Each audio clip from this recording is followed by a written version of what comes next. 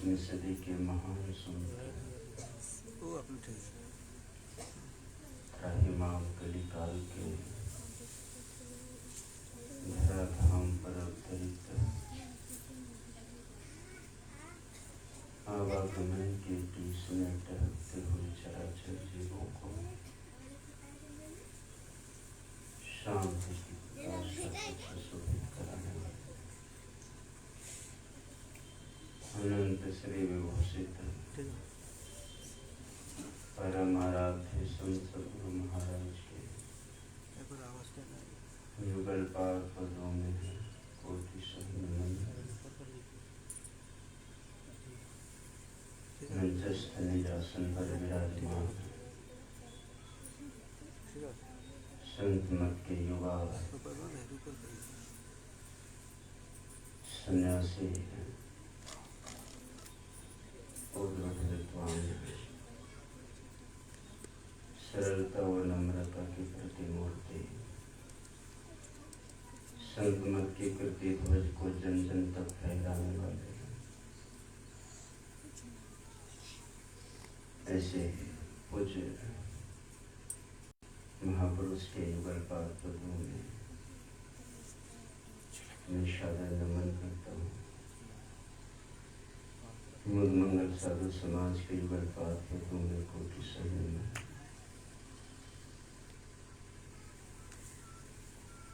इस पुण्यभूमि इस भव्य को सींचने वाले संत मत के ध्वज को इस पवित्र भूमि पर फहराने वाले पुण्यात्मा स्वलोकवासी श्रद्धेय पूज्य हीरालाल बाबा की पवित्र आत्मा को मैं नमन करता हूँ। सम्माननीय समिति के सभी सदस्यगण, आदरणीय साधक पुजारी, सत्संग में उपस्थित पंडित समागम सभी धर्म शिवा सबों के अंतःकरण में विराजमान प्रभु के इसको प्रणाम निवेदन करता हूँ। बोलिए प्रेम से श्री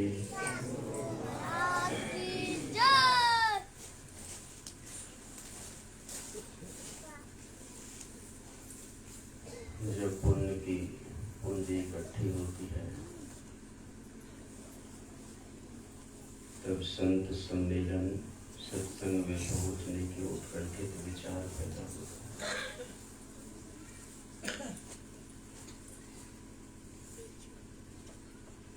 बड़भागी हैं हम सभी जो ऐसे संत सद्गुरु महाराज की युक्ति मिली है और इस युक्ति पर चलने की जो सतत प्रयास करते हैं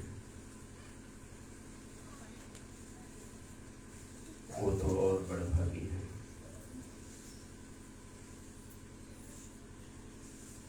प्रसंग है मानस जप और मानस ध्यान का।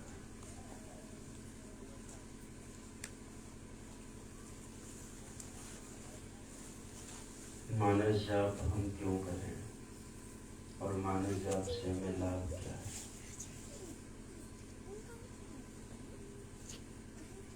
कहा मन जो संसार में फैला हुआ रहता है उस मन को समेटने का काम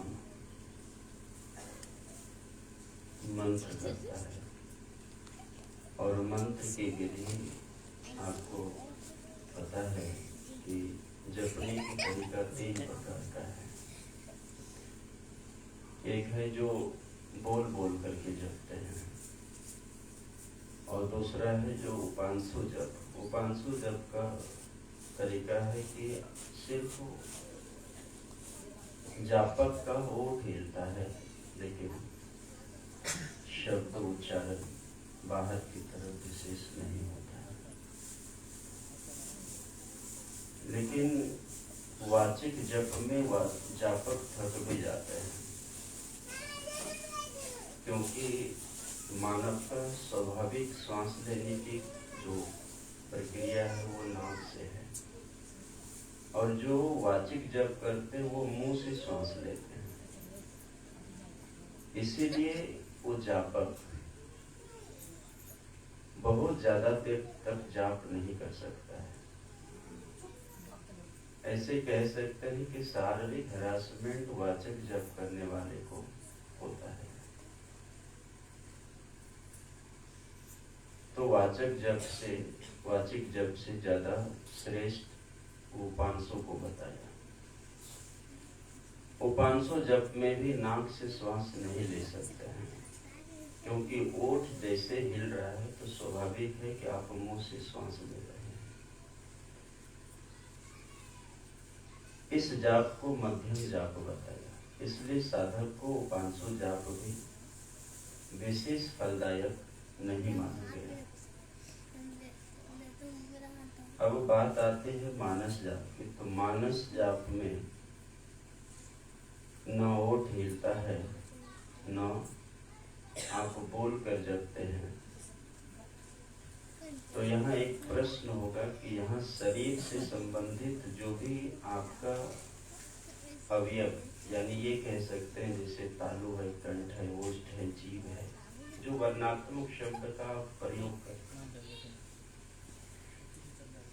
इसका काम समाप्त हो गया ना। ओठ का भी काम नहीं रहा, जिह्वा का भी काम नहीं है, न तालु का काम है, न कंठ का, किसी का काम नहीं। अब ये जाप किससे जप रहे हैं? मन से। शारीरिक समस्या यहाँ समाप्त हो जाती है। शरीर के अवयव मन से जाप करने वाले,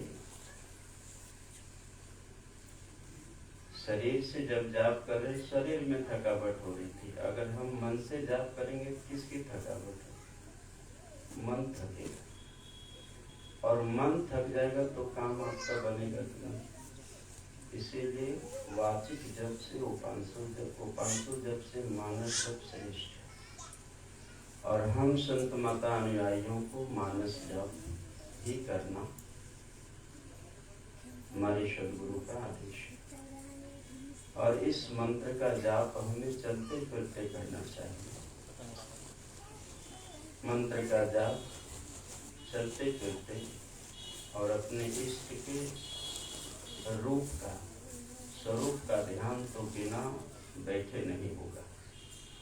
स्वरूप का ध्यान दृष्टि योग से होता है, और चलते फिरते स्थूल रूप का ध्यान होता है। तो अपने इष्ट के स्थूल रूप का मानस ध्यान, यानी ख्याल का, ये चलते फिरते साधक कर सकते हैं। तो मानस जपों का राजा है। एक प्रश्न होता है कि मानस जाप हमें कब तक करना चाहिए, और मानस जाप के समय आपके ख्याल कहाँ होने चाहिए? ये विचित्र प्रश्न आता है कभी कभी कि मानस जाप करते समय आपके ख्याल कहाँ होने चाहिए। अगर हम महर्षि में ही पदावली के पद संख्या 73 की बात करें, इसमें गुरु महाराज लिखते हैं कि सांझ भये गुरु सुमरु भाई, क्या लिखा? सूरत अधर ठहराई। और उसके बाद मैं लिखा कि सुस्मन सूरत लगाए के सुमिरो, मुक्ते रहू चुपाई। अब बाहर के पट बंद करो हो, अंदर पट खोलो। अब यहाँ से आपकी समस्या को समाधान हो सकता है। गुरु महाराज कहते हैं कि मुक्ते रहूं चुपाई। तो जब मुख से आप चुप हो जाते हैं तो वाचिक जप और उपांशु जप होगा? नहीं होगा। यहाँ मुख बंद करने की ही सिर्फ बात नहीं है, 3 बंद करने की बात, जिसमें आपने गुरु भेद धरी धरी दिव्य दृष्टि करी करी, 3 बंद बंद करी भजो नाम सोई। ये 3 बंद क्या क्या करना है आप बताइए। 3 बंद क्या क्या लगाना है? पहला तो मुंह, और दूसरा आंख, और तीसरा कान, और चौथा चीज बंद कर पाएंगे? नाक बंद कीजिएगा तब तो गड़बड़ हो जाएगा। अब मानस जप जापने की विधि को हम सुने कि किस तरह से हमें जपना चाहिए। तो आप प्रश्न कर सकते हैं कि कान बंद करने का मतलब कान में कॉटन डाल दो, मुंह तो बंद हो गया, आंख भी बंद हो गया, कान बंद करने का उपाय कॉटन डालेंगे? तो कहेंगे नहीं। कान बंद करने का मतलब है कि अपनी जो चेतन की धार कान से होकर के बह रही है, कान में जो चेतन की धार है, उस चेतन की धार को समेट करके हम जाप में लगा दें, मतलब कान बंद करना है। हम अपने ख्याल को समेट करके जाप में लगा दें। कान बंद करने की यही तरीका है, यानी कि अपने पिंड में फैली हुई चेतन वृत्ति को समेट लेना ही सारे अंगों को मोड़ लेना है। तभी हम अभी जो प्रसंग सुन रहे थे, इस प्रसंग की व्याख्या इतनी गंभीर है कि श्रोता यदि गंभीर नहीं होगा तो गंभीर चीज हट नहीं सकता। तो कान बंद करने का मतलब है कि हम अपने चेतन वृत्ति को समेट। अब प्रश्न ये उठता है कि जाप करते समय हमें ख्याल कैसे करना चाहिए।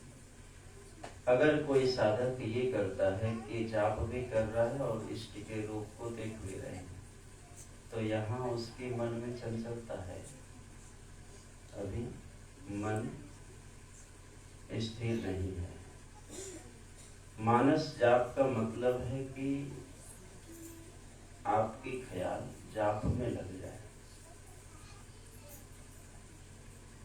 अगर ये बात कहें कि सुख मन सुरति लगाए के सुन लो, है ना, सुषमन में अपनी सुरति को लगा के सुन, तो यहाँ इसकी व्याख्या को यदि आप बहुत अच्छे तरीके से सुनेंगे तो यहाँ पर बता दिया जाता है कि यदि आप सामने में दृष्टि को रख करके अंधकार को देखते हुए जाप कर रहे हैं, तो आप अंधकार का ध्यान और जाप दोनों कर रहे हैं। यहाँ भी साधक को बहुत सावधानी की जरूरत है।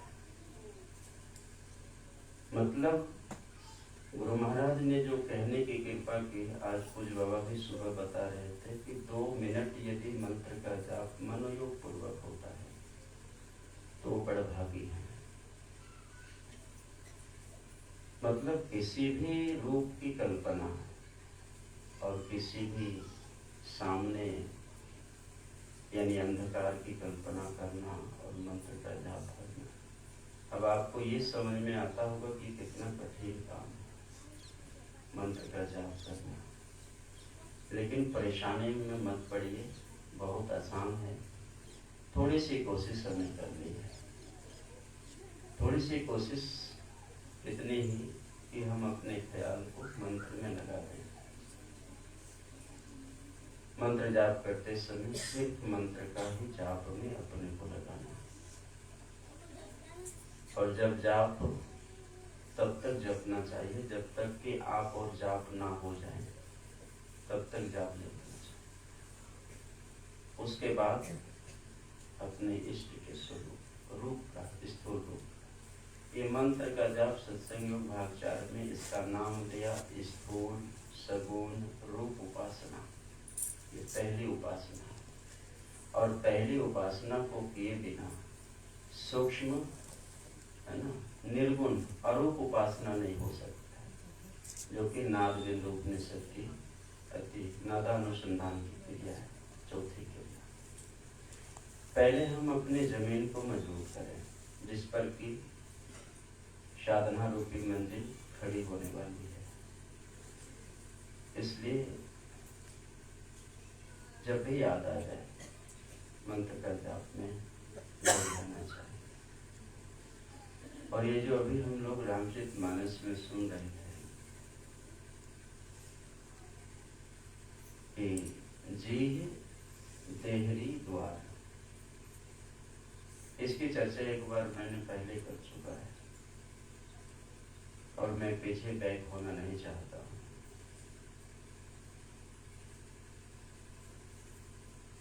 तो ये कौन सी चीज है? साधक अपने मन में एक विचार करें कि आपके शरीर में कितने द्वार हैं? गुरु महाराज ने कहा, तन नव द्वार हो रमा, अति ही मलिन होता, त्यागे चढ़ू दसम द्वारे। फिर क्या लिखा? सुख पाओगे भाई, दुख नहीं, सुख। तो यहाँ से ये पता चलता है कि जब तक हम नौवें द्वार को नहीं छोड़ेंगे तो मुंह भी तो एक द्वार है। तो ये नहीं कहा कि मुंह मलिन नहीं है, मुंह भी नौमा में ही आता है। कि तन में ये नौवों द्वार जो है ये अत्यंत मलिन है, और इस 9 द्वार में रह करके हम सुखी नहीं हो सकते हैं। तो बात आ जाती है 10वें द्वार की। अच्छा, एक प्रश्न है, संसार में सोया हुआ व्यक्ति पहले जगते हैं कि पहले उठते हैं? पहले जगते हैं, हाँ।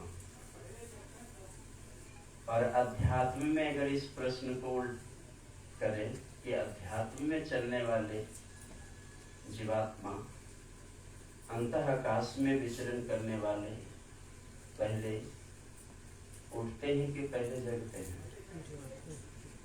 पहले उठते हैं, तब जगते हैं। जब तक अपने चेतन वृत्ति को 9 द्वारों से समेटेंगे नहीं, मतलब उठेंगे नहीं, तब तक 10वें द्वार में प्रवेश करके जगेंगे नहीं। तो संसार के व्यक्ति पहले जगते हैं और जोगी जन पहले उठते हैं। यही अंतर है अध्यात्म और संसार में। तो हम पहले अपने चेतन वृत्ति को उठावें, तभी हम नाम जीह जपि जागहि जोगी, तभी हम जग पाएंगे। तो अपने चेतन वृत्ति जो पूरी शरीर में फैली है, इसे हम कैसे समेटेंगे? यही मानस जप है। मंत्र का काम यही है कि आपको उठा देता है।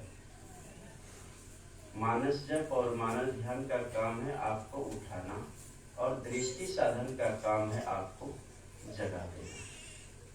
तब आप जपेंगे कौन सा?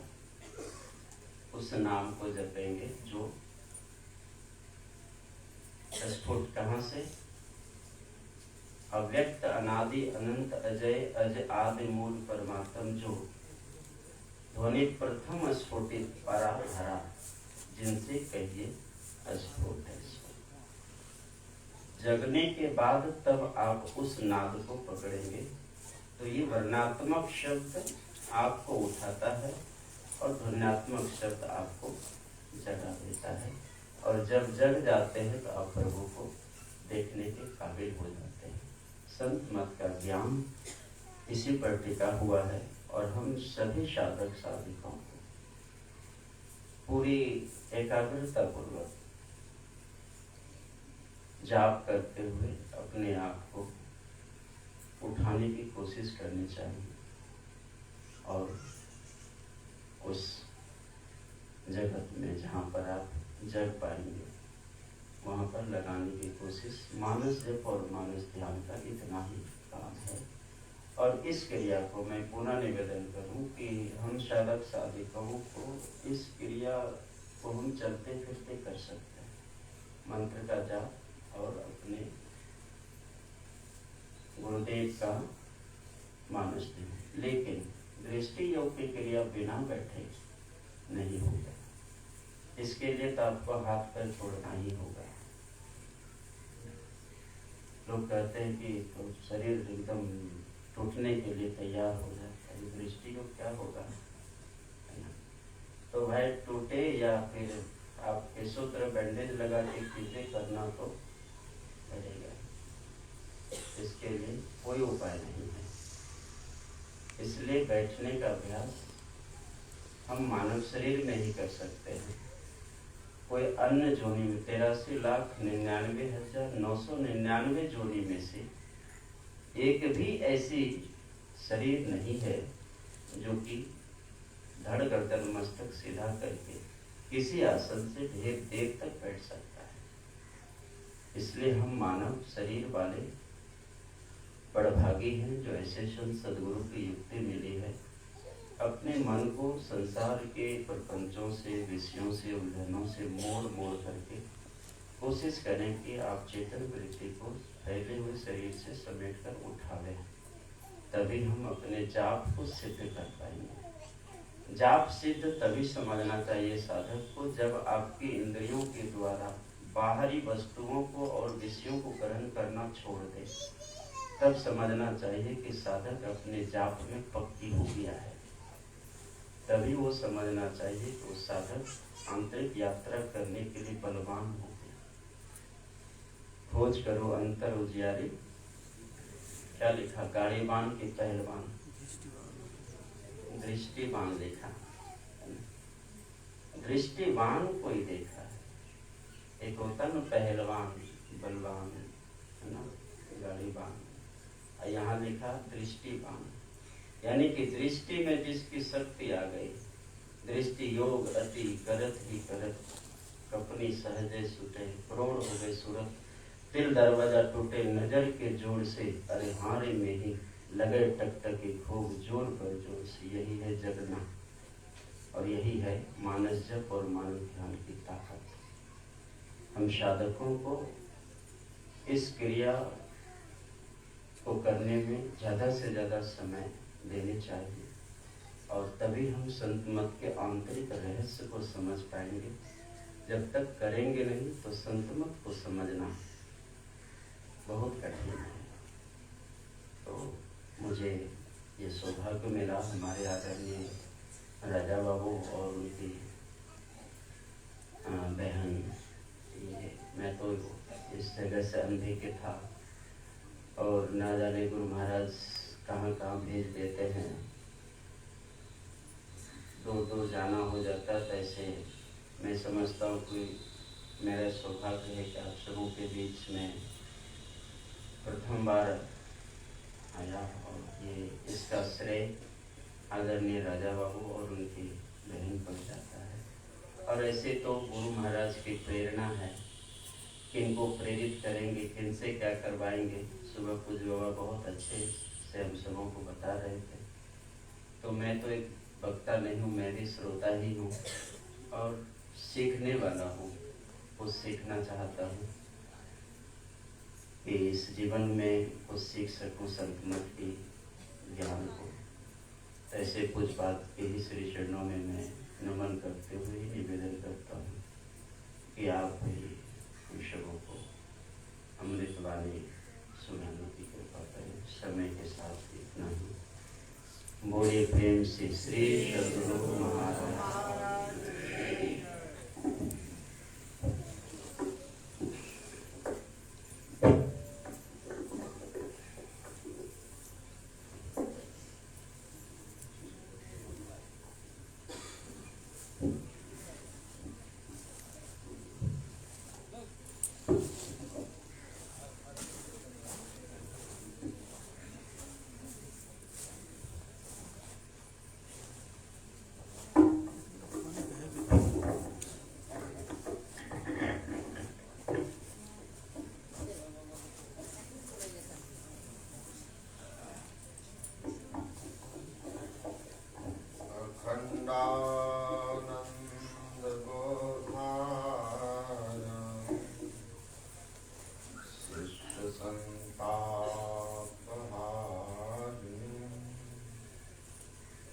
सच्चिदानंद रूपा रामाय गुरुवे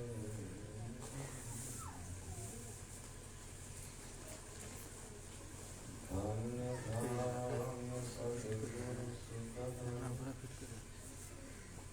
महिमा कही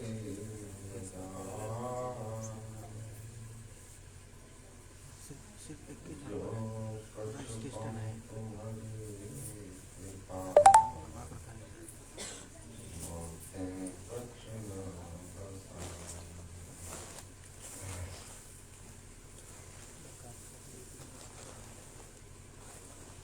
मंचासीन श्रद्धेय धनबाद से पधारे रतन बाबा, जिनके पावन सानिध्य में इस साधना शिविर को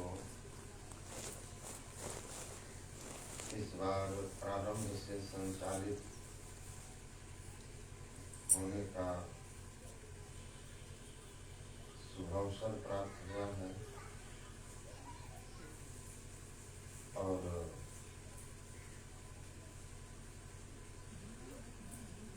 ज्ञान ध्यान की बातों को आप लोग पिछले 6 दिनों से सुनते आ रहे हैं। हमारे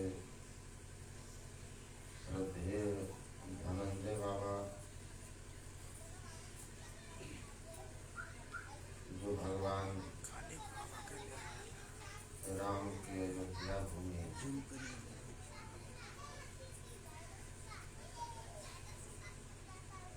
निरंतर ज्ञान ध्यान की बातों को समझे सीखे और जो कुछ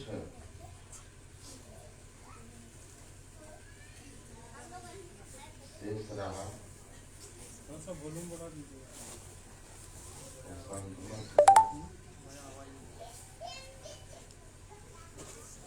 समझने के लिए सतत प्रयत्नशील रहते हैं।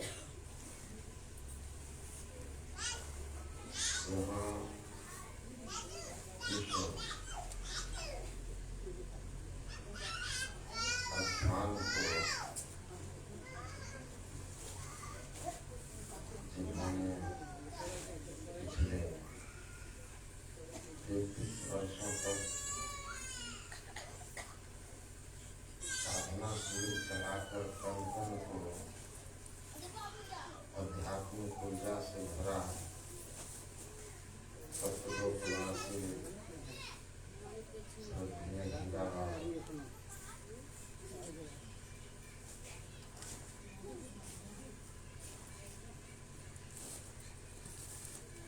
उपस्थित सभी भाग्यशाली पुण्यशाली साधक माताओं एवं बहनों,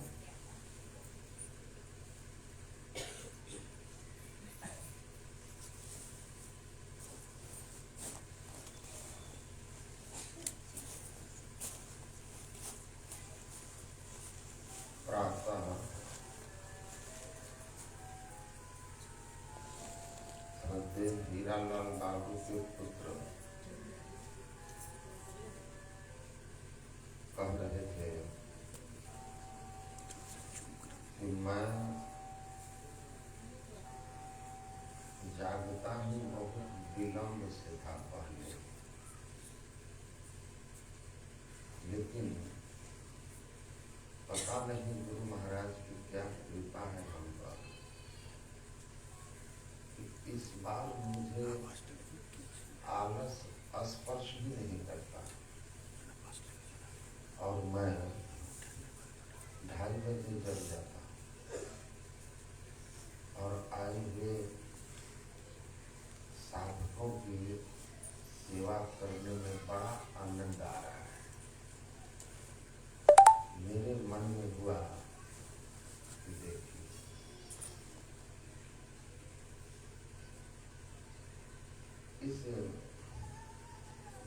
संसार में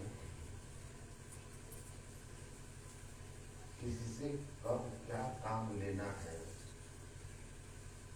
सब ईश्वर की व्यवस्था है। गुरु महाराज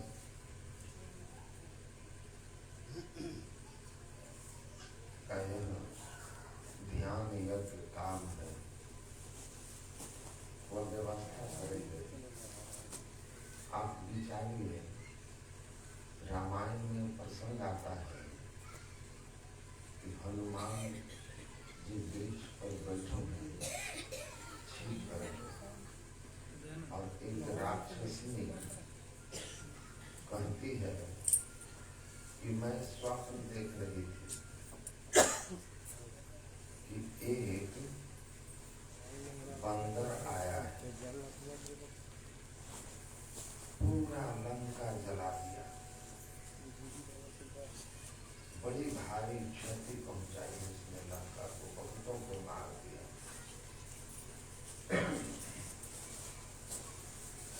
हनुमान जी सोचते हैं कि एक बंदर आया है तो मैं तो आया हूं, इतना स्वप्न तो इसका सच है कि मैं आया हूं। जब हम आए, हमको हम छिपकर आए और मेरे आने का ज्ञात नहीं इसको, लेकिन स्वप्न में इतना ज्ञात हो गया कि कोई बंदर लंकापुरी में आया है। आगे भी लंका जलाने वाली बात कहीं सही हो तो हनुमान जी सोच में पड़ गए।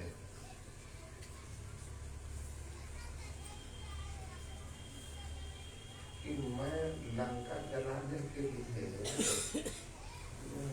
किरासन से जलावन, आग लगाने के लिए माची, ये सब कहाँ से व्यवस्था करेंगे, किससे मानेंगे कि दीजिए लंका में आग लगाएंगे। उनको सोच हो गया। लेकिन जब वो मेघनाद के ब्रह्मपास में फंस करके रावण के दरबार में गए और रावण से जब वो वार्ता करने लगे तो रावण क्रोधित हो गया।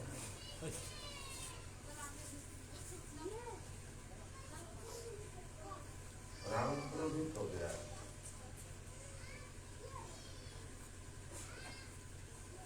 कहा कि तुम देख रहे हो हमको, हमारे चेहरे पर नजर पड़ते हैं सब लोग थर थर कांपने लगते हैं डर से। और तुम हमको देख करके डरना तो दूर, दुष्ट कहीं का निडर होकर बात करता है और हमको धमकाता है। देखिए हनुमान जी ने क्या कहा,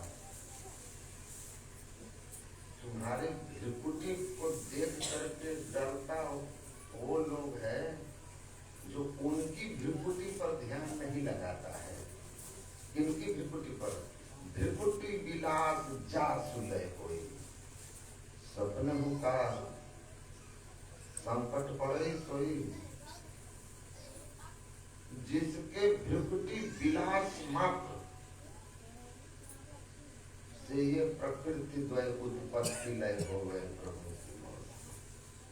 जिनके भृकुटी विलास में ये प्रकृति की उत्पत्ति और विनाश हो जाता है, उस प्रभु की भृकुटी पर ध्यान रखने वाला कभी विपत्ति में पड़ेगा जो हम डरेंगे, हम उन पर ध्यान रखते हैं। हमारा ख्याल उनकी भृकुटी पर है, वहां ध्यान लगाने वाला हूं मैं। तुम्हारी भृकुटी से क्या फर्क पड़ता है, तुमसे क्या डर। कहा कि दुष्ट को जान मार लो, इसकी हत्या कर दो। विभीषण ने कहा, महाराज विभीषण कहते हैं कि नहीं, नहीं, आप ये जो बंदर है इसकी हत्या मत कीजिए। क्या कीजिए, इसके पूंछ में आग लगा दीजिए। बंदर को पूंछ बहुत प्यारी होती है। अब पूंछ तो सबको प्यारी होती है? पूंछ मतलब समझते हैं ना? बंदर को पूंछ, आदमी को पूंछ है। आज कह रहे थे हमको रतन बाबा कि जिनको सम्मान की मांग है उसको नहीं मिलेगा तो दुख होगा, और जिसको पूछ की मांग है उसको भी पूछ नहीं मिलेगा तो बड़ा दुख होगा। यह निरंकुश है ना।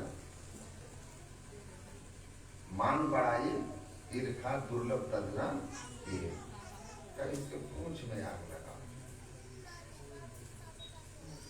लपेटो इसमें कपड़ा, किरासन तेल डालो, आग लगा। तब हनुमान जी को समझ में आया कि अरे हम आए हैं माता पिता का पता लगाने, और पता लगा के हम खुश हैं कि हम भगवान का काम कर दिए। और समझ में आया कि हम भगवान का काम किए नहीं हैं, भगवान हमसे अपना काम करवा रहे हैं। जब वो रावण से अपना काम करवा रहे हैं कि लकड़ी मतलब कपड़ा दे रहे हैं रावण, तेल दे रहा है रावण, आग दे रहा है रावण, और जलेगा उसका लंका। काम किसका होगा? भगवान का। डंका भगवान का बजेगा, है ना? डंका भगवान का बजता है। मैं यकीनन कहता हूँ कि कहीं भी स्वामी विवेकानंद अमेरिका में डंका बजाए, उससे ज्यादा उन्होंने डंका अपने गुरु के जस का बजा दिया। ये आप निश्चित जान लीजिए। लोगों के बीच ये गया कि रामकृष्ण परमहंस ऐसे संत थे कि ऐसा शिष्य बनाया है। गुरु की कीर्ति बढ़ गई। दूत प्रतिनिधि किसका होता है? जिसका वो प्रतिनिधि होता है, दूत की सफलता असफलता में उसकी सफलता और असफलता रहती है। हनुमान जी की सफलता असफलता भगवान राम की सफलता असफलता है। तो हनुमान जी कहते हैं कि देखिए, ये अपना घोर विरोधी रावण से जब अपना काम करवा रहे हैं, तो हमसे अगर करवा रहे हैं, हम तो चेले हैं, उनका दास नहीं है।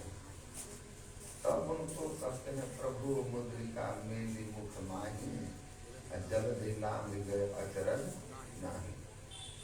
का भगवान राम जो मुद्रिका दिए थे ना, अंगूठी माता सीता को देकर उनको विश्वास दिलाने के लिए कि हाँ मैं सच में राम का ही भक्त हूँ, देखिए दूत हूँ, देखिए अंगूठी दिए हैं, ये राम की अंगूठी है कि नहीं। तो मुंह में रख करके छलांग मारे थे।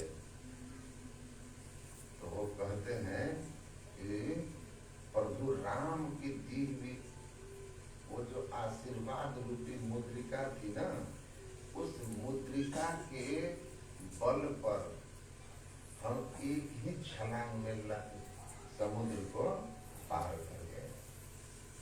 भक्त तो ऐसे होते हैं। तो गुरु महाराज जो हैं, हीरालाल बाबू से 33 वर्षों तक यह काम करवाए। अब यह काम आगे चलेगा। तो जिनका काम है वो अपना दूत तैयार कर दें, है ना? तैयार कर लेंगे। और हम लोग सब भगवान कृष्ण लाठी लगाएंगे। हम लोग मतलब अंगुली उठाएंगे, हम लोग लाठी लगाए रखेंगे। और ये साधना शिविर जो है चलते रहेगा।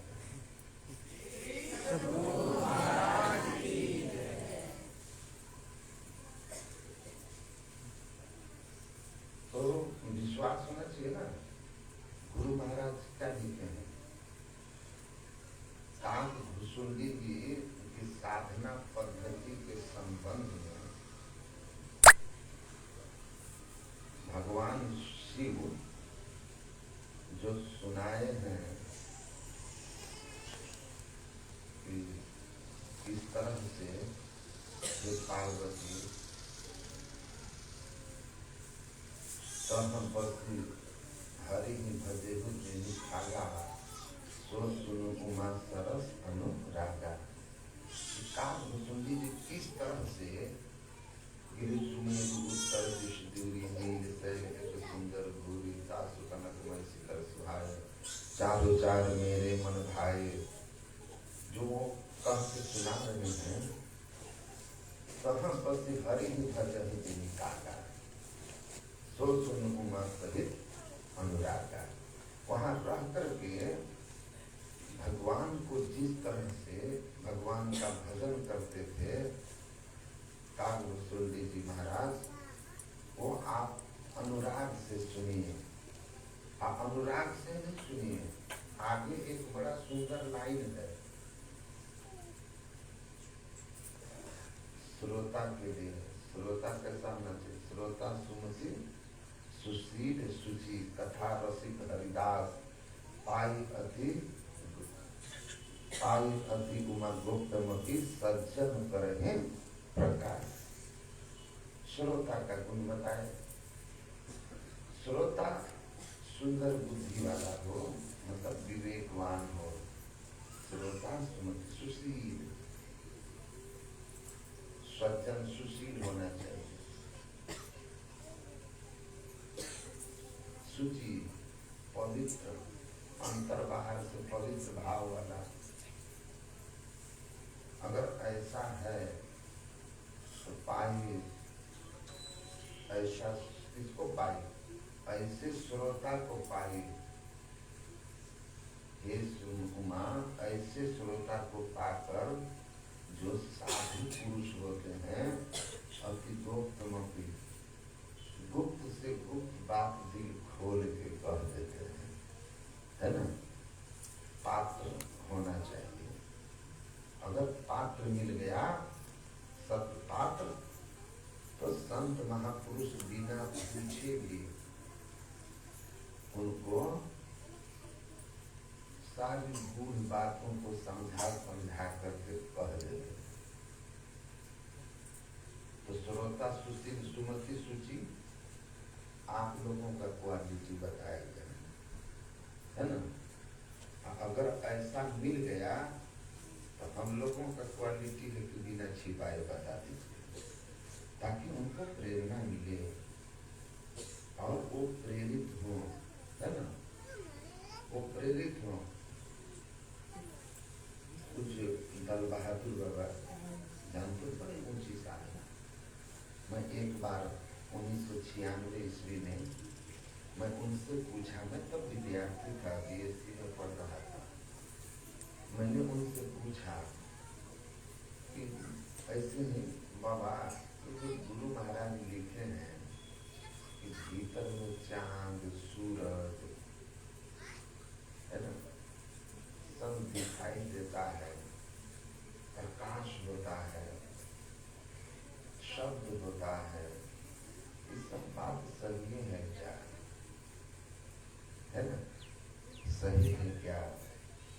तो वो हमको कहते हैं, बहुत मानते थे हमको कहते हैं, ऐसे उनका अपना अदा मतलब आश्चर्य व्यक्त करते हैं कि क्या कहता है। झूठ अगर गुरु महाराज कहेंगे, संत कहेंगे, जिनको इस संसार से कुछ लेना देना नहीं है, तो फिर सच कौन बोलेगा? सत्य से, सत्य बात की उम्मीद किससे की जा सकती है? संत झूठ नहीं बोलते, वो एक एक बात सत्य बोलते हैं, अनुभव की बोलते हैं, संसार को मार्ग दिखाने के लिए बोलते हैं। उस संसार को कभी भ्रम में डालने वाले नहीं। देखो बाबू, हम अपनी बड़ाई के लिए नहीं बोल रहे हैं, तुम्हारे भलाई और तुम्हारे विश्वास के लिए बोल रहे हैं कि दौल बहादुर साधना किया गुरु महाराज की बताई विधि से, तो अपने अंदर में प्रकाश को भग भगा भग भग देखा।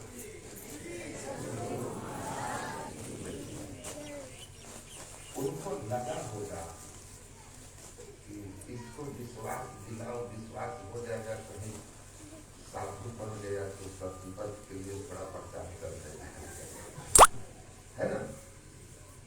तब खोल के बोल दिए, दलहादी बोले, देखा और ऐसे बोले, सुनो गुरु महाराज की एक एक बात सत्य है, संतों की एक एक बात सत्य है, दल बहादुर उसकी गवाही देता है। जैसे गुरु महाराज कहते हैं, सत्संतों की सदयुक्ति यही से बंधन दूर सही, होता में ही शंका न रही, सत सत्य कहा सत संतों ने। अब इससे खोल के कोई कहेगा कि हमने जो कहा वो मेरा अनुभव है। अगर किसी को सब संदेह रह जाए तो गुरु महाराज कहते हैं, समझा में ही लखा नमूना। बोल अब क्या कहता है? मैं ही समझा, साधना की नमूना देख लिया। उसके बाद लगा गुरु महाराज को कि इतना में भी ये लोग विश्वास नहीं करेगा, पता नहीं संस्कार कमजोर है कि जिद्दी है, तो आगे विश्वास दिलाए। में ही जो अनुभव ज्ञान हो, अनुमान क्या करे, में ही जो अनुभव ज्ञान हो। अनुभव ज्ञान मतलब क्या होता है? जिसके हम प्रत्यक्षदर्शी होते हैं, जिसके हम प्रत्यक्षदर्शी होते हैं। अब कबीर साहब को भी कहना पड़ा, कबीरा हम जानिया, जब जानिया तब मन मानिया। लोग ना भतीजे तो क्या कीजिए, हटो जाओ, है ना।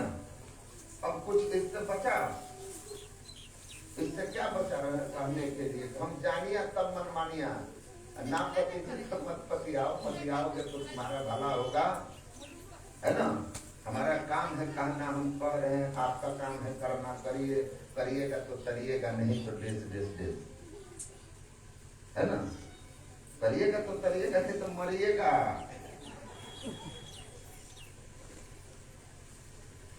तो स्पष्ट है। मैं गुरु महाराज कहते हैं कोई शंका नहीं हमको। संतों की जो सदयुक्ति है, जिस सदयुक्ति से ब्रह्म सुख अनुभवी अनुपा अकथ अनामय नाम न रूपा।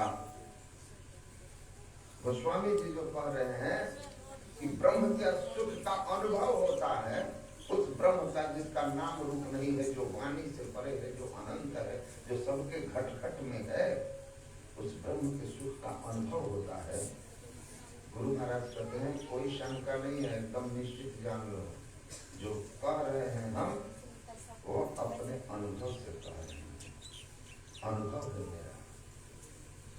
गुरु महाराज कहते हैं कोई शंका नहीं है। शंका किसका खत्म होता है पता आपको? भिद्यते हृदय ग्रंथि छिद्यन्ते सर्व संशया क्षीयन्ते चास कर्माणि तस्मिन् दृष्टे बराबर। जो अंतर साधना करके संत सदगुरु की जो सदयुक्ति है ना, चार मानस जप, मानस ध्यान, दृष्टि योग और नाद योग या नादानुसंधान, इन चार साधनाओं के द्वारा जिसने अपने जड़ चेतन की ग्रंथि को अलग किया, चेतन आत्मा को स्थूल सूक्ष्म कारण महाकारण, इन चारों जरावरण से मुक्त किया है,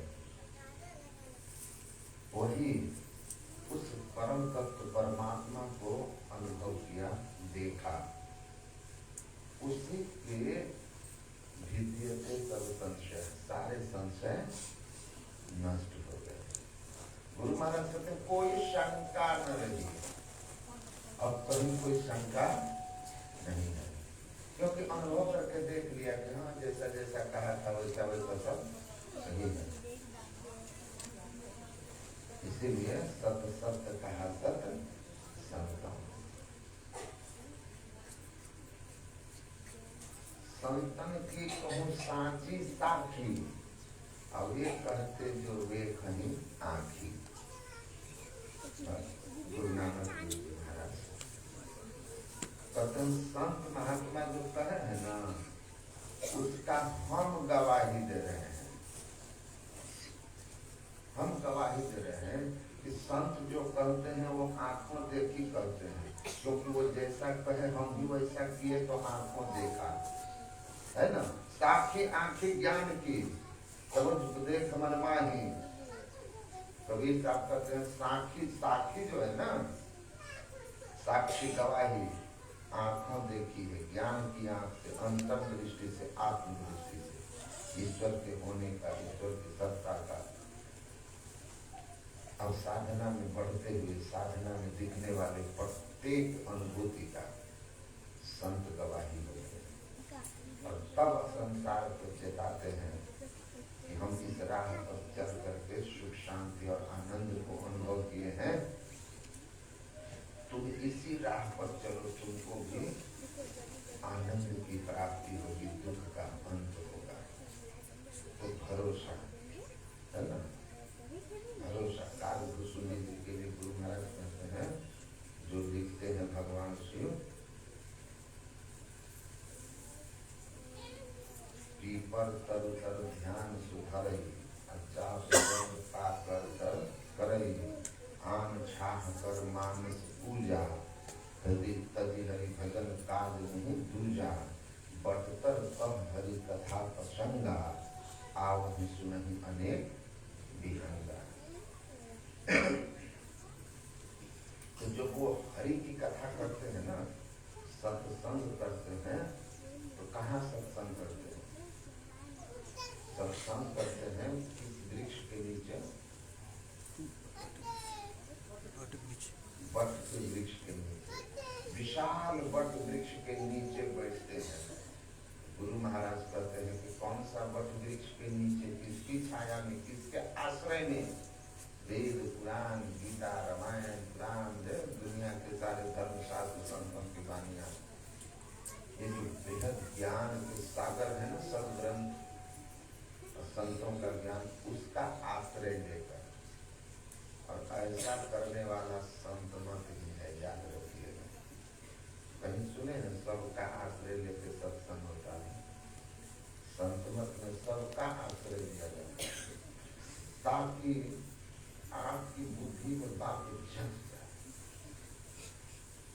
बैठ जाए कि जो कबीर साहब का वही गुरु नानक साहब का वही पुराण वेद कहता है, और वही गुरु महाराज कहते हैं।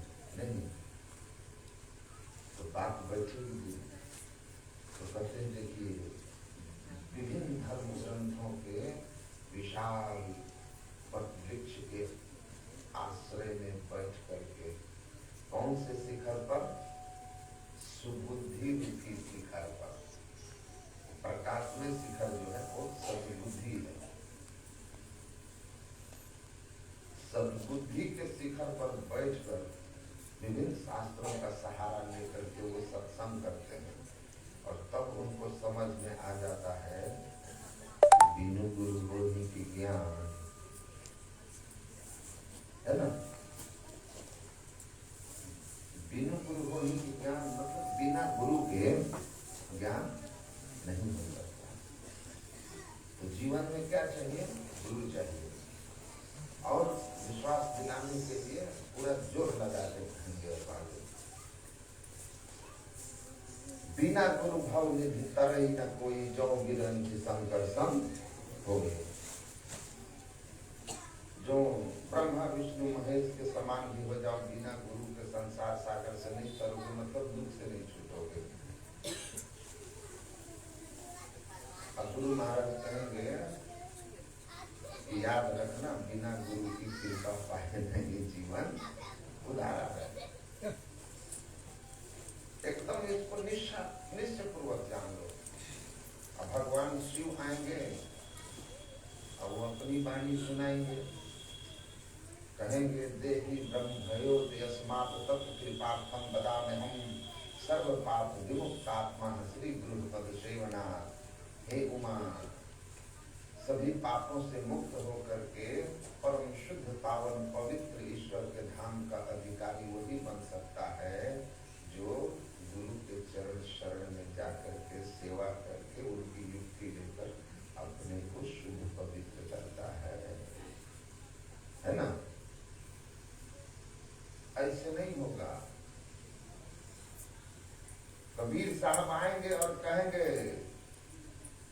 रामकृष्ण से को बड़ो तीन हो तो गुरु की तीन लोक के वे धुनु गुरु आगे अधीन है। रामकृष्ण भगवान के अवतार थे, वो भी गुरु किए हैं। भ्रम में मत रहो, भ्रम में मत रहो। गुरु के पास जाओ। एक आदमी हमको मिले, बहुत पढ़े लिखे विद्वान नास्तिक। नास्तिक ज्यादा वही होता है, समझे ना? रावण भगवान से थोड़ा सा बल मिला ना, थोड़ा सा तपस्या किया, अब तप बल रचई प्रपंच विधाता। तप बल से, तप करने से विरंची विद को, ब्रह्मा को क्या मिलता है? परमात्मा से शक्ति थोड़ी मिलती है, तो सृष्टि की रचना करने लगता है। अब तप बल से ही विष्णु सृष्टि का पालन करते हैं। अब तप बल से ही भोलेनाथ जी महाराज संहार करते हैं। वो तप का बल उनको कौन देता है? कहाँ से मिलता है तप करने से बल? ईश्वर से। तो हनुमान जी ने रावण को क्या कहा कि तुम कौन हो? कहा हम कौन है बताएं। जाके बल लवलेश दे जीतऊ चराचर झारी। ताकर दूत में जाकरी हरि आने वो प्रिय नारी। देखिए डराते हैं लोग ऐसे, है ना? इतना डराना है किसी को, तो जैसे मेरा स्वागत भाषण ज्योति बाबू, उसके बाद अभिनंदन पढ़े मंत्री महोदय, मुबारक आपको नए पद को सुचारू रूप से चलाएं, इसके लिए अनिरुद्ध बाबू। इतना हमारा पढ़े कि हमको लगा कि वो ही आप लोगों को डरा रहा है। सावधान सावधान, जो बाबा आए हैं तुम क्या समझते हो? हाँ? ये कोई ऐसा वैसा नहीं है। एकदम सुनना, सावधान होके सुनोगे तो बड़ा कल्याण होगा। एक विश्वास दिलाने के लिए एकदम वैसे ही लोग सुना दिया। तो हमारा तो बढ़ा के सुनाए, हनुमान जी को सही सुना रहे हैं। हनुमान जी सही सुना रहे हैं। देखिए वो जो है, कहते हैं कि जिसके एक बल के लौलेश तुमको मिला तप करने से, तुम सारा देवी देवता को अपने बस में कर लिया है। जड़ चेतन सब पर तुम विजय प्राप्त कर लिए हो। उसी परमात्मा राम का जो जिसकी पत्नी हरण करके लाए हो, ऐसे आदमी डर जाएगा। भारी गलती हो गई, छाती कमजोर हो जाएगा, है ना? है? देखिए तो ईश्वर से थोड़ी सी शक्ति रावण को मिलती है, उसी की दी हुई शक्ति से देवता को जीतता है। अहंकार इतना कि एक को हम द्वितीय नास्ति न भूतो न भविष्यति। अब अपने को ब्रह्म घोषित करने लगता है हिरण्यकश्यप की तरह। क्यों जानते हैं? सत्संग नहीं करते थे लोग, इसलिए सद्बुद्धि नहीं थी। सद्बुद्धि नहीं थी। सद्बुद्धि मिलती है जब सद्बुद्धि के शिखर पर बैठने के लिए सत्संग वार्ता जरूरी है। बिनु सत्संग विवेक न होई, राम कृपा बिनु सुलभ न सोई। तो जो विद्वान होते हैं, थोड़ा पढ़ लिख लिया, सत्संग वगैरह नहीं मिलता है, तो थोड़ी सी बुद्धि भगवान बढ़ा देते हैं, तो उस बुद्धि का प्रयोग करता है कि भगवान ही नहीं है। जैसे रावण इनकार करता है, वैसे तो वो भी इनकार किया। कहा मैं किसी गुरु को नहीं मानता, मैं गुरु को नहीं मानता हूँ। गुरु को मानने की क्या जरूरत है? मैं पढ़ा लिखा हूँ, मैं खुद शास्त्र पढ़ सकता हूँ, सब समझ सकता हूँ, तो गुरु की क्या आवश्यकता है? तो हमने उनको कहा, मैं थोड़ा भीतर से टेढ़ा टाइप का हूँ, मैं उनको कहा कि मैं आपको विश्वास पूर्वक कह रहा हूँ कि कोई शास्त्र नहीं पढ़े। आप अब तक कोई शास्त्र पढ़े नहीं हैं, भले कह रहे हैं कि पढ़ सकते हैं, आप पढ़ सकते हैं, लेकिन आप पढ़े नहीं हैं। बोलिए सच बोल रहे कि झूठ? उसने कहा कि नहीं हम पढ़े नहीं हैं, लेकिन आप कैसे समझे? तो मैंने उनसे तो लंबी वार्ता की, आपको शॉर्ट में ही बता देता हूँ कि मैंने कहा कि अगर धर्म शास्त्र पढ़े होते तो उन्हीं धर्म शास्त्रों में लिखा हुआ है कि बिना गुरु हो ही कि ज्ञान, बिना गुरु के ईश्वर संबंधी ज्ञान नहीं होता, संसार का भी ज्ञान नहीं होता। तुम प्रोफेसर हो, किताब में तो सब लिखा हुआ है, लिखा हुआ है ना, न्यूटन क्या खोज किया, आर्किमिडीज क्या खोज किया, है ना, सबकी खोज है ना। फिर पढ़ाने के लिए प्रोफेसर किस लिए? किताब में तो है ज्ञान, अपने से पढ़ के समझ में आ जाता तो प्रोफेसर और टीचर की बहाली होती है। इसीलिए महर्षि संतदेवी जी महाराज हरदम कहते थे, पाना गुप्त भेद यह किसी ग्रंथ से है असंभव, सीख लो किसी संत से। अब बिन दया संतन की नहीं जानना, इस राह को हुआ नहीं, होता नहीं, वह होनारा है नहीं। तो जप कर रहे हैं, क्या पाठ सुने हम लोग? राम नाम मणि दीप धरु, जी हते हरिद्वार, तुलसी बाहर भीतर हु, जो चाह शिव जियार।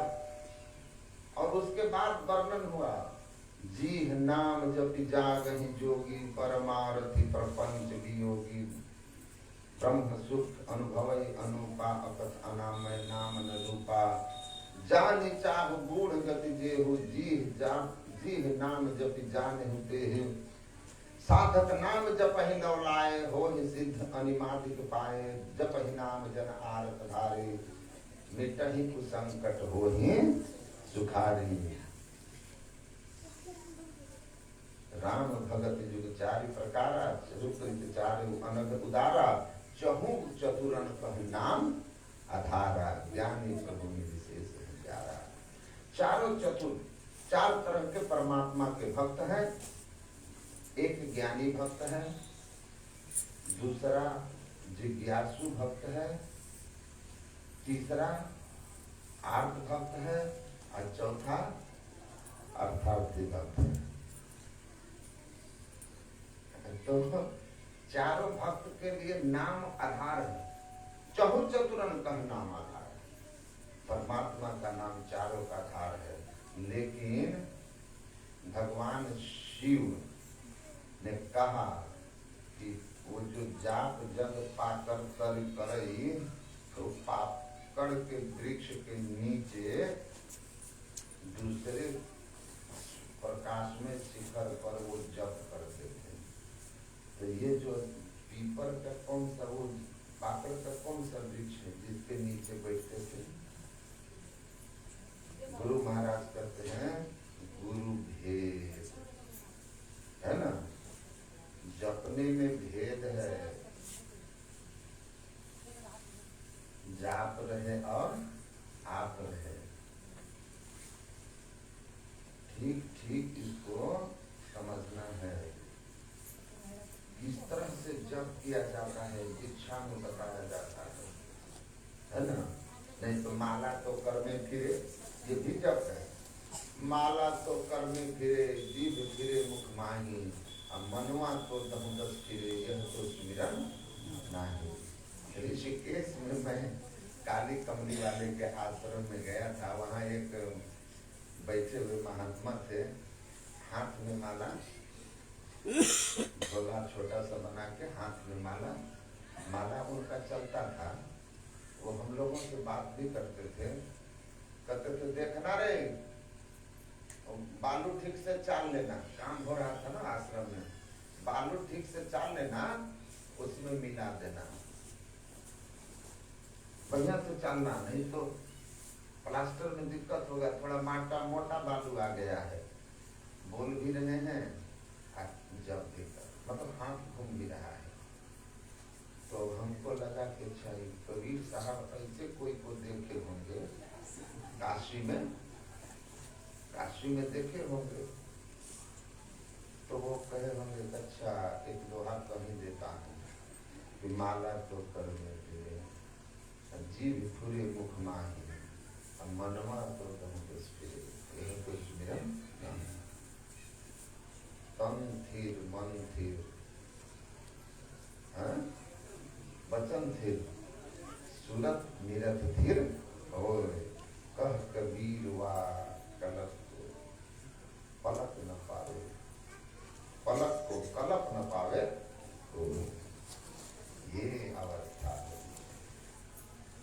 तो गुरु का भेद जब तक नहीं मिलेगा ना, तब तक आप जप भी नहीं कर सकेंगे। और महत्वपूर्ण बात याद रखिएगा, करोड़ों नाम ईश्वर के हैं, उन ईश्वर के करोड़ों नाम को आप जपेंगे तो वह भगवान के नाम का जप होगा। और वही गुरु से भेद लेकर के, गुरु से दीक्षा में उसी मंत्र उसको ईश्वर का नाम लेकर जप करेंगे, कोई ईश्वरवाची शब्द गुरु बताएंगे, तब वह भगवान का नाम गुरु मंत्र बनता है। बिना दीक्षा के गुरु मंत्र नहीं बनता, भगवान का नाम है। अब भगवान का नाम उठ करके है ना कि आलस में भी लोग, सपने में बर्राई के भी लोग, तो भी काम होगा, तो भी बहुत अच्छी बात है। लेकिन महापुरुष लोग कहे, लेकिन वही जब तुम दीक्षा लेके लेगा तो उसकी क्षमता, वही शब्द राम सीताराम सीताराम अपने मन से, और वही सीताराम को शिक्षाचारी सदाचारी अभ्यासी है ना महात्मा से लेकर के जब जपेंगे तो वो सीताराम, अब पहले जप रहे थे तो वो गोली ढेला की तरह काम कर रहा था, किसी को हाथ से फेंक के मारे, साहिब स्वामी जी की वाणी में हाथ से फेंक करके मारा आपने तो गोली ढेला। और जब वही गुरु से मंत्र लेकर के जपे तो वो गोली से निकला, वो गोली बंदूक से निकला। तो ढेला से चोट तो लगती है, लेकिन शत्रु मरता है नहीं न मरता, शत्रु आपसे भयभीत होता है नहीं होता, न मरता है न भयभीत होता है। लेकिन जब वो बंदूक से निकलने के लिए खाली सामने गया बंदूक में भर करके, उतने में डर पैदा हो जाता है। आपका मन रूपी शत्रु से लड़ाई है, और इतना खतरनाक शत्रु है कि सूर नर मुनि सब पची पची हारे हाथ न आवे चोर रे। इस चोर इतना खतरनाक शत्रु है, मन कायागढ़ कनक मन रावणा मद है। ये रावण मन डरेगा ढेला से। गुरु मंत्र जब ले लीजिएगा और तब बैठिएगा, मंत्र तो दीक्षा लेने के समय में ही, आप जब दीक्षा लेते हैं ना तो आपकी बुद्धि को बल मिलता है। अब बुद्धि जो है सारथी है, जो मन रूपी लगाम को पकड़ के खींचता है, तो सारथी को बल मिलेगा ना। तो सत्संग करके पहले सद्बुद्धि की सद्गुरु करें और तब दीक्षा लीजिए। अब मंत्र पर गुरु महाराज कहते हैं कि वो जो प्रकाशमय शिखर है जिस पर बैठ करके जप किया जा रहा है, वह परम आस्तिक बुद्धि है, परम आस्तिक बुद्धि है। भरोसा विश्वास मंत्र पर होना चाहिए। और याद रखिए, मैं आपको बार बार विश्वास दिला रहा हूँ, कोई संसार का परिवार रिश्तेदार ऊंचा से ऊंचा पद पर बैठा हुआ व्यक्ति आपका इतना बड़ा साथी सहयोगी मित्र इष्ट शुभचिंतक नहीं हो सकता है जितना गुरु मंत्र है। जितना गुरु मंत्र है, गुरु मंत्र से बढ़ करके कोई आपका शुभचिंतक नहीं, कोई आपका भला करने वाला नहीं, कोई आपका मित्र इष्ट साथी नहीं। ऐसे साथी को पकड़ के रखो हरदम, जपो कभी ना हटो, तुझे छेड़ेगा ना डाल। इस साथी को खुश रखो। खुश रखने का मतलब इसको याद करते रहो। जिस दोस्त को आप याद करना भूल जाएंगे, कहेगा कि वो भी आपको भूल जाएगा। है ना? याद करते रहो, 2-4-5 दिन हो जाएगा ना, अब फोन नहीं कीजिएगा। जिससे आप फोन करते हैं बेटिए को, रिश्तेदारे को, तो कहेगा का कि अब हमको भुला गया, अब हमको याद नहीं करता है, बड़ा याद नहीं होती, कहते हैं ना लोग, शिकायत होती है। अब इस गुरु मंत्र रूपी साथी को आप भूलोगे तो कहेगा अच्छा ये हमको भुला गया, इसको नया मित्र मिल गया, पुराने को भूल गया। तो देख लो, वो स्वार्थी मित्र है, मैं विश्वासी हूँ, मैं तुम्हारा साथ नहीं छोड़ूंगा। इसीलिए परम आस्तिक बुद्धि रूपी शिखर पर बैठिए और इस मित्र को एक क्षण मत भूलिए। इससे बड़ा आपका हितैषी कोई नहीं है। गुरु महाराज का ये दिया हुआ मंत्र जो है, पायो नाम चार चिंता मणि उर करते न खसई हो, अब ले नशानी अब न सही। तुलसीदास जी महाराज कहते हैं कि सुंदर चिंता मणि मिल गया, नाम गुरु मंत्र रूपी सुंदर चिंता मणि पायो जी, मैं तो नाम रतन धन पायो, वस्तु अमोलक जी मेरे सतगुरु कृपा कर बनायो। गुरु दयाल दया कर दिए भेद बताई, महाअभागी जीव के दिए भाग जगाई। वस्तु अमोलक दी मेरे सतगुरु, सतगुरु ने अनमोल वस्तु हमको दे दी है। ऐसा जड़ी दिया है, गुरु दी मोहि अजब जड़ी, सोई जड़ी मोहि प्यारी लगत है, अमृत रसन भरी। गुरु अमृत रस भरा हुआ प्यारी जड़ी दिए हैं। आपको प्यारा लगेगा तो कल्याण हो जाएगा। कबीर साहब को प्यारा लगा, कल्याण हो गया, है ना? प्यारे लगो तो मंत्र जब करते हुए प्यार हो बचना चाहिए भीतर, प्रेम और श्रद्धा से जब कीजिए, पूर्ण विश्वास, परम आस्तिक बुद्धि। सदगुरु क्या है? हमारे संत सदगुरु साक्षात ब्रह्म है। उस ब्रह्म का दिया हुआ यह मंत्र तारणहार मंत्र है। इस मंत्र को पकड़ के रखेंगे तो कहे कभी जहाँ जाकी सूरत लगी रहे, जहाँ कहे कभी तो पहुंचे कहाँ। सूरत मंत्र में लगी है। गुरु महाराज कहते थे ना कि मेरे जो पहले गुरु थे, मंत्र दिए थे, मैं सब्जी काटता था या काम करते रहता था तो बीच में टोक देते थे और कहते थे क्या जी मंत्र जप रहे हो कि नहीं? तो मैं बोल देता था कि नहीं, भूल गया। तो हमको हिदायत देते हुए कहते थे जाकी सूरत लगी रही, जहाँ कहे कबीर सो पहुंचे कहाँ। तो चाहे आप अर्थार्थी भक्त हो, सबसे नीचे से शुरू करते हैं, जो ज्यादातर हैं। ज्यादातर ध्यान भजन की बात कम, बेटा बेटी पोता पोती की बात ज्यादा, है ना? ज्यादा करते हैं ना। तो कहते हैं कि तुम वो भी करते हो ना, अकाम सर्व काम, अथवा वाह अकामी हो, सर्वकामी हो, अथवा मोक्ष काम उदार भी, तीव्रेन भक्ति योगे न युज्यते पुरुषं परम। भागवत महापुराण में नारद जी महाराज कहते हैं, चाहे आप निष्काम कर्मयोगी हो, चाहे सकाम है, यही अर्थार्थी और आत्म भक्ति सकाम भक्त है। मतलब संसार का धन चाहिए, पद चाहिए, प्रतिष्ठा, ये सब क्या है? ये सब काम कामनाएं हैं, अर्थ हैं। तो अर्थार्थी भक्त है संसारिक कामना वाले, या किसी विपदा आपदा में पड़े हुए हैं और उससे छूटना चाहते हैं, उनके लिए भी अब कई उदाहरण हैं।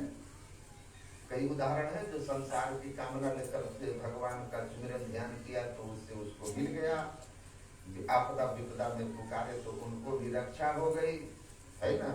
बहुत आप जानते हैं, इतिहास पुराण में बहुत है। द्रौपदी तो सबसे फेमस है, पुकारी तो भगवान आ गए। लेकिन देखिए, हमारी बात आप समझ में आया होगा कि द्रौपदी जी जब तक इधर उधर देखी तब तक, जब भगवान पर चली गई तब झट से सुनवाई।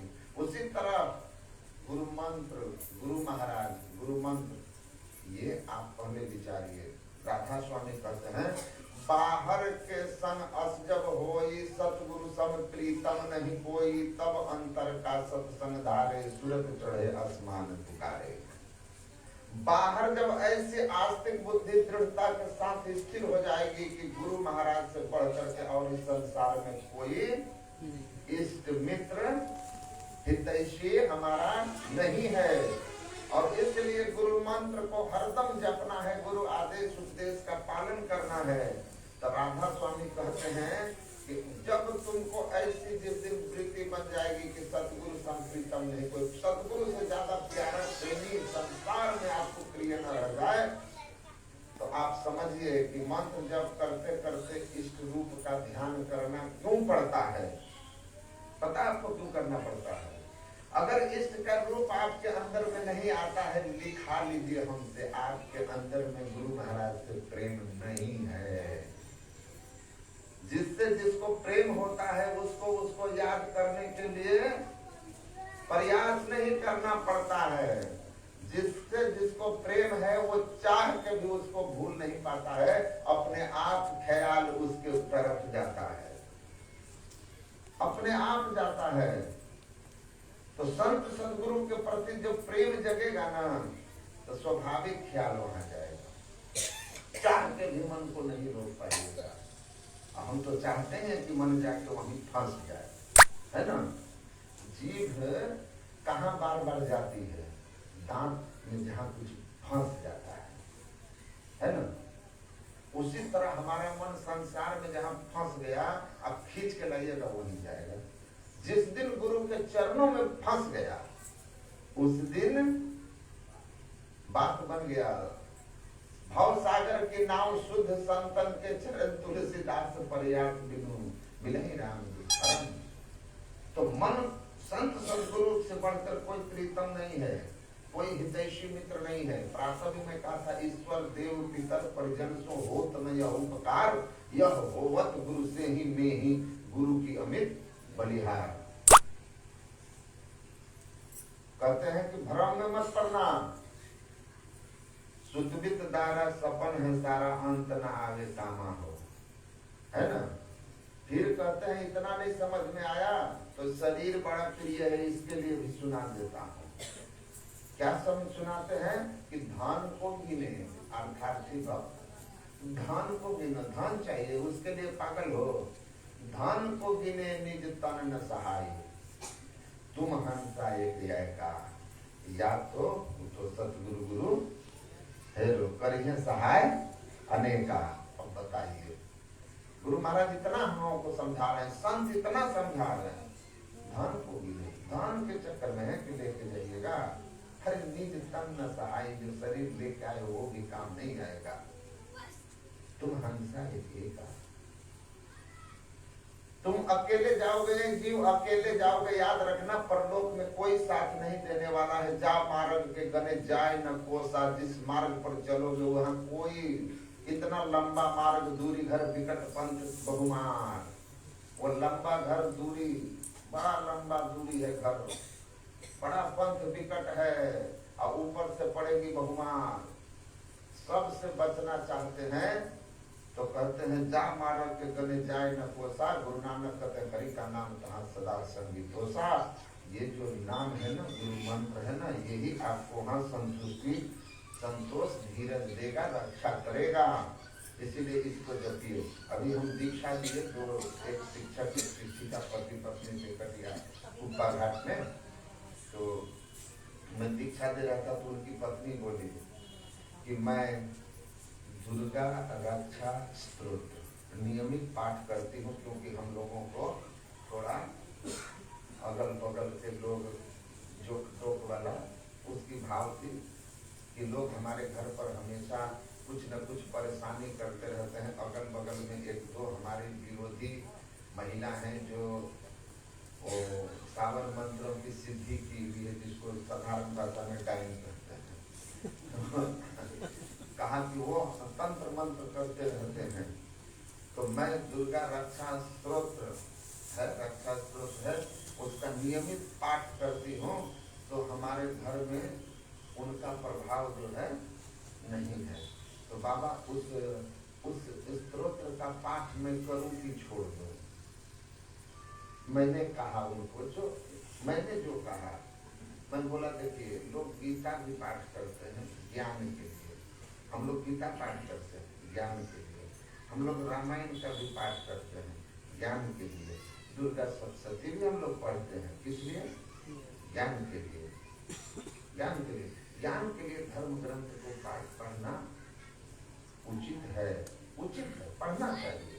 लेकिन रही बात रक्षा के लिए, तो रक्षा के लिए जो है हम आपको ऐसा रक्षा कवच दिए हैं गुरु महाराज का कि खुद धर्म शास्त्र में लिखा हुआ है कि पूजा कोटि समम स्तोत्रम, स्तोत्र कोटि समम जपम, जप कोटि समम ध्यानम, ध्यान कोटि समम लयः। तो आप समझ लीजिए, बाहरी पूजा जो होता है, बाहरी पूजा पाठ, फूल पत्ती अगरबत्ती, इससे वो जो स्तोत्र पाठ करते हैं, कोटि माने करोड़ गुना विशेष, करोड़ गुना विशेष है। और उस स्तोत्र से करोड़ गुना विशेष क्या है? जप, गुरु मंत्र का जप। तो स्तोत्र आपकी रक्षा करेगा, शास्त्र में लिखा है, आप जपते हैं उससे आपको रक्षा भी होती है। लेकिन अब जो आप लिए है ना गुरु मंत्र, इसको जपिए, ये शास्त्र के अनुसार ही करोड़ गुना अधिक आपकी रक्षा करेगा। बोलिए कौन सा जप कीजिएगा? क्या कीजिएगा? मंत्र जप। रक्षा के भाव से जपते हो तो सुन लो, गुरु मंत्र से बड़ा रक्षक कोई नहीं है, कोई नहीं है। लेकिन आस्तिक बुद्धि, परम आस्तिक बुद्धि, श्रद्धा से, श्रद्धा विश्वास से जपिए। ज्ञानी के लिए भी यही आधार है। पानी में पड़े हुए आदमी के लिए जैसे पानी ही रास्ता और पानी ही सहारा होता है, वैसे योगी अपने योग साधना का शुभारंभ करने के लिए इस नाम रूपात्मक जगत में जो हमारी सूरत फंसी हुई है, तो पहले नाम रूप का ही सहारा लिया जाता है। इसलिए कोई बिना जप और मानस ध्यान के चाहेगा कि अंतर पथ में प्रवेश कर जाए, तो संत लोग कहते हैं भूमि पड़न चढ़ छुअन आकाशा, भूमि पर पड़ा हुआ आकाश छूने की व्यर्थ कोशिश है। इसीलिए मंत्र जप का ध्यान, जप करना और इष्ट रूप का ध्यान करना, ये दोनों परम आवश्यक है, जिससे हमारी चित्त की शुद्धि होती है। जब तक आपका मंत्र जप करने से क्या होगा? गुरु नानक कहते हैं, मूत पलीती कपड़ा होई, लय साबुन दीजे सो धोई, भरी मथी पापा के संग सो धोवे नावे के रंग। हमारी बुद्धि जो राजसी तामसी वृत्ति में फंस करके, राजसी तामसी संस्कारों के अधीन होकर के केवल संसार की ओर भागती रहती है, उस अवस्था में जो मन है, उस मन को, उस दृष्टि को स्थिर करने के लिए अंधकार में मुश्किल है, असंभव सा है। जो सात्विक वृत्ति का पूर्व जन्म का संस्कारी होगा वही दृष्टि योग कर सकता है बिना जप के। वो अपवाद है, वो कोई 500 जन्मों का साधक बुद्ध हुआ होगा, है ना। और गुरु महाराज के तरह होगा कि दीक्षा लेने के पहले सार शब्द क्या है, इसी की प्रश्न सबसे कर रहे थे। जो सार शब्द हम लोग समझते नहीं पढ़ते, वो गुरु महाराज बचपन से पढ़ते थे, कहते थे कि सार शब्द क्या है बताइए, सार शब्द क्या है जिसका वर्णन हुआ है। तो संस्कार इतना ऊंचा था कि आखिरी पैदान की बात पूछते थे। इसका मतलब वही था कि भगवान बुद्ध की तरह संस्कार था, भगवान बुद्ध की तरह संस्कार था, वो बिल्कुल था। तीसरी क्लास में पढ़े ऑल मेन मस्ट डाई और कहे कि ये शब्द हमारे मन पर अंकुश का काम किया। जैसे हाथी अंकुश की मार से सचेत हो जाता है, वैसे प्यारी चरण मुखर्जी की लिखी फर्स्ट बुक ऑफ रीडिंग तीसरी क्लास में पढ़ा, ऑल मेन मस्ट डाई, और मैं सावधान हो गया, सचेत हो गया कि जब एक दिन मरना ही है तो मरने से पहले सत्य को जान लेना चाहिए। तो ये तो बुद्ध वाला संस्कार है। तो उनकी बात छोड़िए, हम आप अपनी बात कीजिए। हमारा मन राजसी तामसी जन्म जन्मांतर के संस्कारों से है। अंधकार में जप करके हम संस्कार का निर्माण करते हैं, अपने संस्कार को सात्विक करते हैं। इसलिए जितना जपिएगा संस्कार का सात्विक चित्त वृत्ति शुद्ध होगा, और शुद्ध चित्त वृत्ति जिसकी हो जाएगी, तब धर्मी साहब कहते हैं दुआ दुई तजे जो दुविधा रजगुण तमगुण त्यागे। ये मानव जब मानव ज्ञान करके रजगुण तमगुण समाप्त हुआ, और सतगुरु मार्ग उलट निरेखे, और तब सोवत उठी जागे। जो रतन बाबा कह रहे थे जागने की बात, तब सोवत उठ जागे, उलटी निरेखे, वहां से दृष्टि योग होगा। लेकिन दृष्टि योग के लिए पहले सात्विक वृत्ति बनानी होगी, राजसी और तामसी वृत्तियों से ऊपर उठना होगा। तो मंत्र जप करने से जो मति हमारा राजसी तामसी रहने के कारण गुरु नानक कहते हैं भरिए मति पापा जैसा। संसार के विभिन्न जोनियों के संस्कार, और आज जिन लोगों के सामाजिक परिवेश में रहते हैं, जहाँ पर एन केन प्रकारेण सांसारिक सुविधाओं को पाने के लिए पाप पुण्य का विचार नहीं किया जाता है, और उनके संग में आपकी भी बुद्धि में वही मलिनता आ गई है, वही मलिनता आ गई है। उस मलिनता से ऊपर उठने के लिए गुरु नानक कहते हैं गुरु मंत्र रूपी नाम जो है ना, गुरु मंत्र, ये नाम, इस शब्द से अपने चित्त को इतना सरोबार कर दो कि पाप बिल्कुल साबुन की तरह ही है। कहते मूत पलिती जामा हुई साबुन दीजिए शुद्ध हुई। साबुन मारा, कपड़ा साफ हो गया, उसी तरह गुरु मंत्र को मार मार करके चित्त रूपी मन रूपी पाप से जो भरी हुई बुद्धि है उसको धोइए, और धो करके उसको निर्मल कीजिए। जब निर्मल हो जाएगा तब वह सात्विक भाव, सात्विक बुद्धि, साफ सुथरा बढ़िया कपड़ा पहनने पर अच्छा लगता है कि नहीं? अब पहने हुए कपड़ा नहा के पहनिए गंदा तो मन कैसा रहेगा? उसी तरह जैसे ही जब आदि करके आप मन को शुद्ध कीजिएगा, मतलब अपने चित्त को शुद्ध कीजिएगा, आपको आनंद अनुभव आने लगेगा। मजा, मतलब कहते हैं ना आनंद आना, एकदम भीतर से खुश रहने लगेगा, प्रसन्न चित्त रहने लगेगा। तो गुरु मंत्र की महिमा को जानिए। कुछ भी दुनिया में, वो स्वामी जी कह दिए चहु चतुरन को कुछ जानना है, आपको कुछ जानना चाहते हैं, गुण ज्ञान जब करते हुए चित्त एकाग्र हो जाएगा। और निश्चित जान लीजिए कि चित्त की एकाग्रता जप में भी हो गई ना, अब कुछ ऐसी बात जो शास्त्र के आपके दिमाग में अर्थ नहीं लेके आ रहा है, भाव प्रकट नहीं हो रहा है, जप करते हुए चित्त जब शांत होने लगेगा तो जय जय गुरु महाराज उपदिदाता अति दूरे, वह स्फुरना आपको आएगी और सीधा भाव प्रकट हो जाएगा। अरे ये अर्थ है इसका, हम अभी तक भटक रहे थे।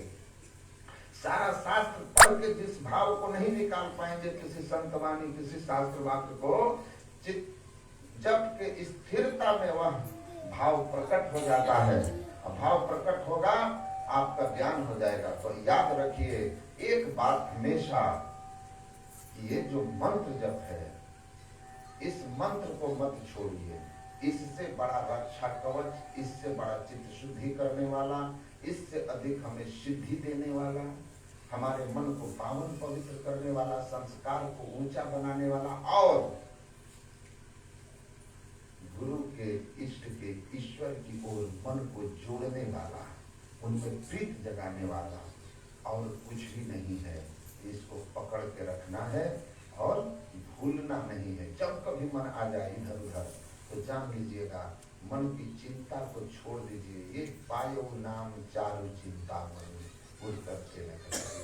ये ऐसा चिंतामणि है कि इस चिंतामणि को, गुरु मंत्र रूपी चिंतामणि आपको मिल गया है। इस चिंतामणि को पकड़ के रखिए। जीवन में कोई चिंता फिकर गुरु महाराज की कृपा से नहीं आएगा।